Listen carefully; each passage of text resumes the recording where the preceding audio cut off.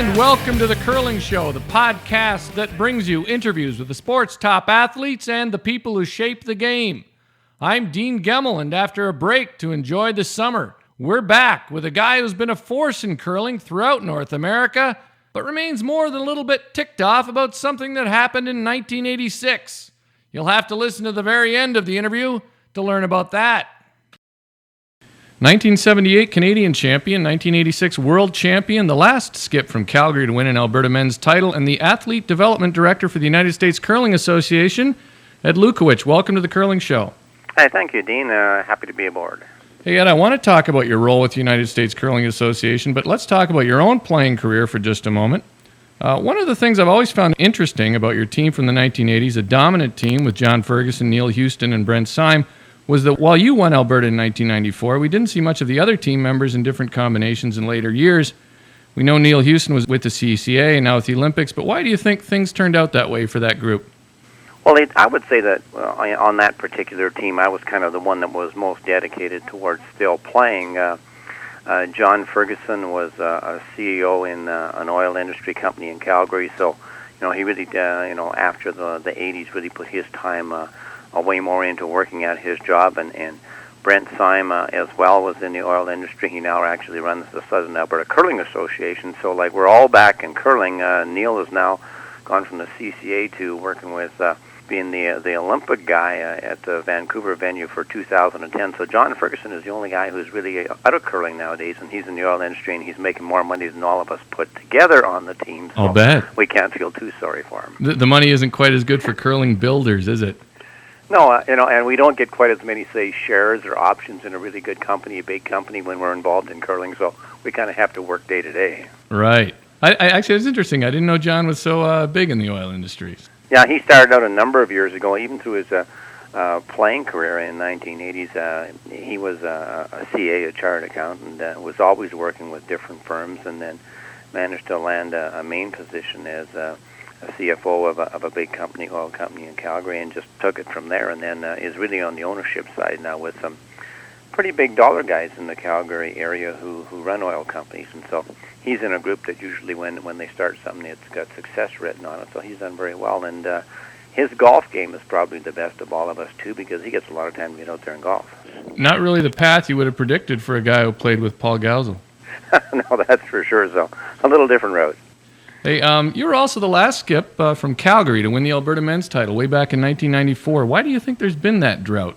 Well, it is definitely a drought. I mean, I've been a little frustrated watching it the last few years because it just doesn't seem that we've had a lot of good young blood coming out of the Calgary area in southern Alberta. And, we've had some good teams over the years that have come close, but the last few years, we're sort of sending guys that have been there before and haven't done anything, a little bit older and longer in the tooth now. And, I just don't think they're going to be beating guys like Furby and Martin in an Alberta final. So, it just hasn't happened. And there are a few good young players in Calgary on the threshold, but, it just seems for them to get over the hill and, or climb that mountain has been kind of monumental so far. And so we just haven't had a winner. It's become a little frustrating. Well, we're trying to actually maybe get Furby or Martin to move to Calgary so we can just get a winner that way. Do you think is there just people into more different recreation in Calgary these days? Well, Calgary, there's an awful lot to do with the skiing and with the Flames hockey and all that, but I don't really think that's the particular reason. I just think that you've seen probably, let's give credit where credit is due. I would say that with two teams like Furby and Martin, both in Edmonton, that's two of the greatest teams in the world and that have kind of dominated the cash appeal circuit for the last few years, or at least always been up there. I think that right now they've got Kevin Martin totaled as having won about $1.5 million in his career with his teams, and Furby, probably a close second. So, here's been two hugely dominant teams in curling, both from the same city. So, maybe it's not that the southern Alberta has been that weak, but it's that Edmonton has been that strong. That's probably a good point there. Anyways, until this year when Sportsnet dropped its curling coverage, you were part of the broadcast team covering the World Curling Tour. How much did you miss that last season? Well, certainly I did. I was with Sportsnet for 7 years. Rob Falls and I started like 8 years ago doing Sportsnet television and doing the World Curling Tour and then the slams. And it was always a lot of fun.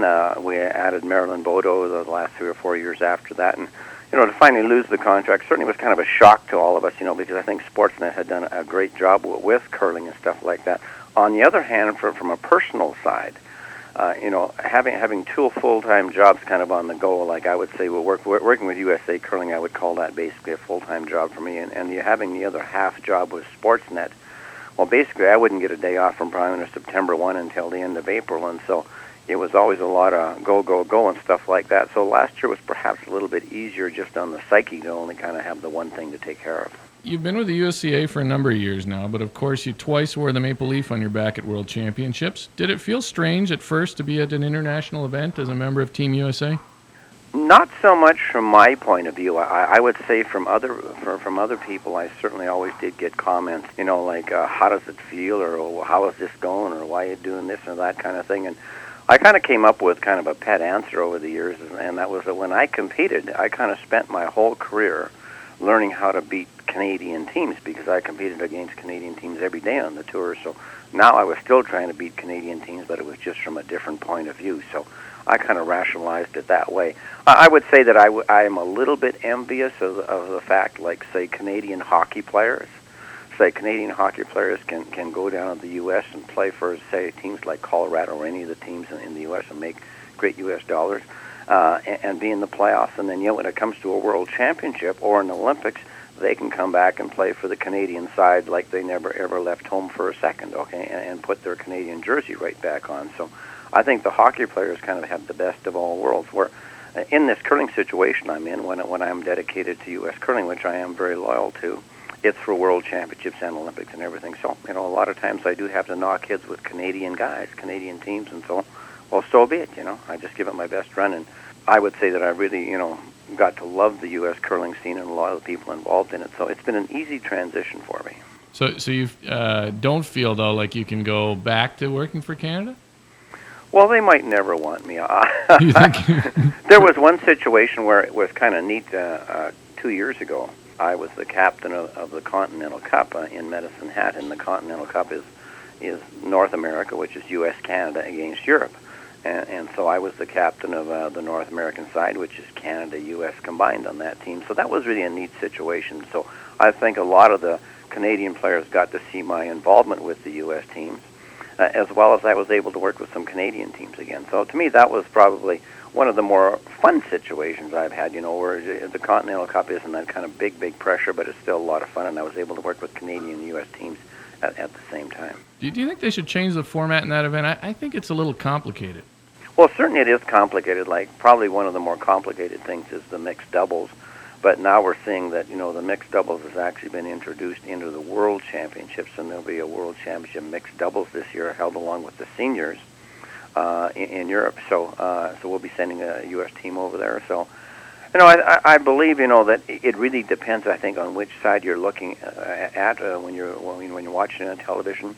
I would say Canadian fans have seen so much curling, so much television curling over the years that they probably can pick up the complexity of it a little bit easier than, say, perhaps a U.S. fan who might be looking in on curling for maybe the first, second, or third time. They would probably like to see just a regular game so that they can catch on to the rules as it's going, and yet sometimes they're throwing this whole new format, right, like singles and doubles and all that. So, I would say it's just however much you are used to watching television curling. I mean, television is very, very friendly to curling. It shows very, very well, but yet, the rules are pretty complex. You know what I'd love to see is I'd love to see 5 games at the end, much like the Ryder Cup when it all comes down to that singles. When they only have 2 games, it really doesn't seem as much in play. I'd love to see the last games be all going with a lot at stake. It would certainly, I agree with you there. I think that would be a fine idea, whereas this way, really, the big pressure is on the 2 women's teams in the final women's skins game, and then the 2 men's teams in the final men's skins games. All the pressure and all the big dollars and points are there. Right, and then we end up... It really comes down to them playing for the entire group. Yeah, I don't know. And then I don't know, we've got all these good curlers on the sidelines watching 2 games. It doesn't seem to make sense. Basically cheerleading, Yeah. All right, well, enough about the Continental Cup, but we know the United States Olympic Committee is a demanding organization. What are their expectations for you and American curlers? Well, always the bottom line is medaling at Worlds and Olympics, and that never changes. Well, one thing we do is during the year we do use a lot of milestones for measuring how we're doing, and we use the World Curling Tour, and most of the events of the World Curling Tour, the cash spiel events, the money events are in Canada during the year. Certainly some are in Europe and some in the U.S. But we do have a lot of our U.S. teams, our key elite teams, traveling to Canada to play in a lot of the cash spiels here and big slam events, the Grand Slam events, to get a lot of experience, win some dollars and get a lot of experience. So it really helps them to kind of jettison into the top, the teams in the world, and then have an excellent shot at Worlds and Olympics. Do you file reports with the United States Olympic Committee on that sort of stuff? Sure. We continually do that. We keep them updated. They do a tremendous job of funding our program and our athletes and coaches. And so we work hand in hand with them, really calling it a partnership of USCA, United States Curling Association, and the U.S.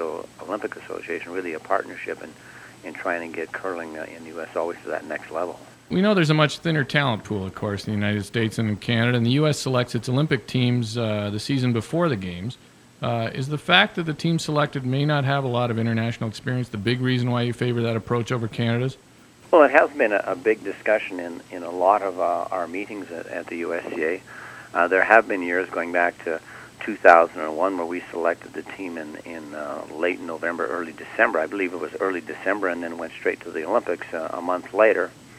And we just found that wasn't enough prep time. And certainly from my point of view, I always thought that, the best experience you could get would, say, be playing a cash spiel and then working with your coaches for a weekend and playing another cash spiel and working with your coaches. So when we select our team in February, as we do now, we give them a chance to really get in shape during the summer, and then in the fall be able to play in those cash spiels and then always tweak their game a little bit. And that certainly worked good with the fencing team when they went to the Olympics in '06 in Torino and won a bronze medal. I mean, they just continued to improve their game during the fall. And I guess to kind of put a final touch on the answer here is that I would say every team is a little bit different. Sometimes it's nice to go with that hot winter and take them straight on to the Olympics, and other times it's nice to give them a year to prepare and really get ready. And for a lot of reasons, I mean, there's family reasons, there's job reasons, there's a lot of reasons. So, it definitely probably varies a little bit with each team, and we certainly try to make it work for each team. Yeah, that's a good point. I mean, I think it's a good idea. It's one I think Canada should look at. But it did seem like that year may have weighed more heavily on Cassie Johnson's team, say, than Pete Fenson's. Yeah, and with them, I don't know if it was totally with Cassie's team. They didn't do well at the Olympics in '06 in Torino. And, I don't know if it really had to do with the fact that they were chosen early. It may have had more to do with the fact that they were a young team. They were a pretty glamorous team that was really, adopted by the media. The media was chasing them all over the place. So it certainly was a scenario that, maybe they learned a lot from, hadn't lived through before, obviously. And I don't believe the time factor was really the thing. Like, I suppose they'd won in December and then had all this tossed on them in January. Right. It may have been tough for them as well to go straight to an Olympics. Hey, last year, Todd Burr's team did a great job, picked up a bronze at the World Championships, but they were a bit of a surprise winner of the U.S. title. How do you adjust working to a team that maybe you don't know as well as, say, like a Pete Fenson or even a Craig Disher? Well, with the Todd Burr team, I knew them fairly well because, Todd had been around nationals before, so, had a very good idea of what his game was about. But, on the other hand, they didn't have that international experience. They hadn't been to a Worlds and kind of climbed up the ladder over the years. So it certainly was a new thing for them, and I don't think that any of us, the team members, myself as a coach, knew really what to expect. We knew they were a good team, but how good? And, they just basically, what I said to them was basically you got to take the same game you've been playing when you won the U.S. Nationals and just keep it going. If you play that same game, you're going to win a number of games. Didn't work out from the start. They lost their first 2 games, and it looked kind of like a disaster maybe coming up, but then they ran off about 7 out of 8 and made it into the 1-2 game, so they had a fantastic finish and were the only team that beat Glenn Howard from Canada, so they played very well. It was a great comeback from the 2 losses to start when a lot of teams could have cratered. And on the other, they're also a great team to work with. The Todd Burr team, I think they really come to play. And they aren't loud, they aren't flashy, but they really are students of the game. And they can take kind of any kind of game plan you give them, and you work with them and make it happen. And so I would say they have a fair amount of versatility. Certainly they're a little bit more of a defense than an offense team. I would say they're a team that kind of picks their spots, like they don't just go draw every end. They kind of pick their spots. And so I kind of looked at it as a strength on them, but they can draw, they can play the draw game great, and they're also very strong hitters. Is there anything you find especially frustrating about your job with the USCA? Not really. I would say that, like with any job, you have the odd day where you feel like throwing something against the wall, like something isn't going right. But I think that's with any job, There are days that certainly you get some frustrating things happening. Okay, I would say probably one of the more frustrating things is when you're at a world championship or something like that, and as a national coach, sometimes there's something going on crazy with the WCF or something like that that affects your on-game stuff, and you can't do much about it. I know we had a situation a couple of years ago. We were playing the team from Sweden, and we felt that they were, dumping on rocks the entire game, which means during their sweeping process, rather than finishing to the side, they were just picking straight up in front of the stone and dumping in front of it. So, of course, we go and talk to the officials about this, and what we got from them was kind of, we don't want to disturb the flow of the game, so we won't talk to any players about that. Or we might talk to their coach in about 4 or 5 innings about it. Well, we're going, that'll do a lot of good, So you do get the odd frustration like that. Hey, what is it with Swedish men's teams especially have a bad reputation over the years for that sort of thing?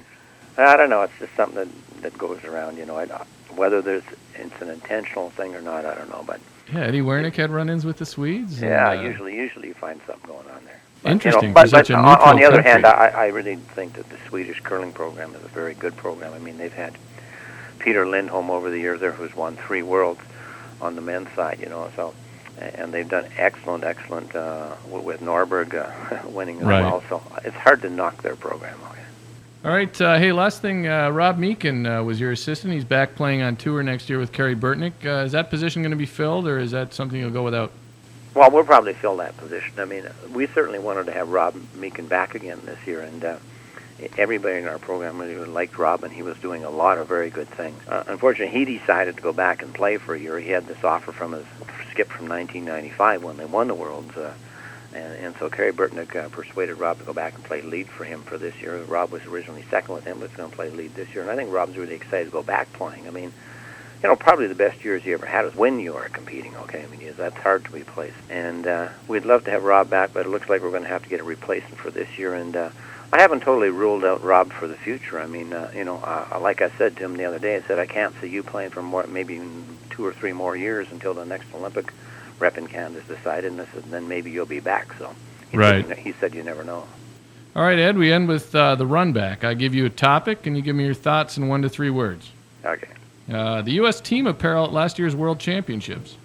Lovely. Well, what happened to the Nike stuff, though, from the Olympics? I don't know where that went. We kind of lost out on that. So I didn't think our stuff at Worlds last year was as good as we were probably capable of. Yeah, it wasn't as sharp. Yeah. Hey, I appreciate the comment. No, I just noticed because I know in Turin the U.S. had basically the best uniforms. I thought. Finding clubs to host national championships in the United States.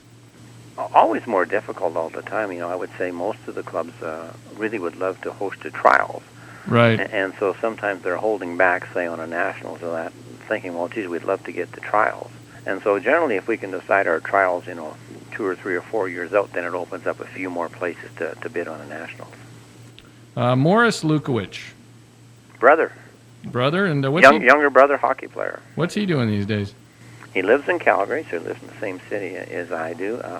He has a great goal-scoring program that he works with a lot of juniors and a lot of parents, and actually is trying to get into the NHL because almost all NHL teams have great defensive coaches. I mean, and the game is actually too defensive, and so they can certainly use some coaching on the offense side. Winning the last major curling championship held in Toronto. Which one would that be? I'm just trying to think. The 1986 Worlds. I don't think there's been an event back, right? Oh, you're kidding! Way just back to jog then. your memory.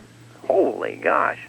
I mean, they've had a drought since then. Okay. Did you think? I mean, it's bizarre to me that the sport's never been back. I can't remember how the crowds were there, to be honest. I went to some games. Well, they were fairly good. I mean, you caught me on that one. I didn't think it was since 1986 that they hadn't hosted diddly. My goodness. No, nothing. Huh? I think I know the World Curling Tour would like to take something there, but we'll see. And the there is talk about them having an event there this year. And the game between Ed Wernick and Marilyn Boda that was part of that event. Ugh. I thought actually that was, for the time, that was a lot of buzz for curling, I remember. I think they had that game on in prime time, didn't they? Yeah, but you got to look at it from our point of view. Where they're trying to win a world championship. And Marilyn, during a world championship, comes up and actually, says that she wants to take us on in a match. And we're really the team that she was shooting for. So we said, Marilyn, this is our world championship. We weren't at your worlds hassling you, but hey, we'll play you after. And we did play her after in a television match and absolutely cleaned her clock. And, the fact that they threw that in the middle of our world championship, maybe everybody loved it. I didn't. Did you hash this out with her afterwards as when you were broadcast partners? Sure. She lost. Wow, you're carrying a bit of resentment over that, though. All those years sitting in the booth with her? Oh, yeah. Well, forgive and forget, eh? All right. Hey, Ed, thanks for your time. I appreciate it. Keep up the good work with the USCA, and maybe we'll have a chance to talk again sometime. Well, thanks for having me on. Every day with the USCA is a good day. All right. That's Ed Lukowich on The Curling Show. Thanks for listening. Here's the band that's just reckless enough to play a summer gig without sunscreen. Black Pudding.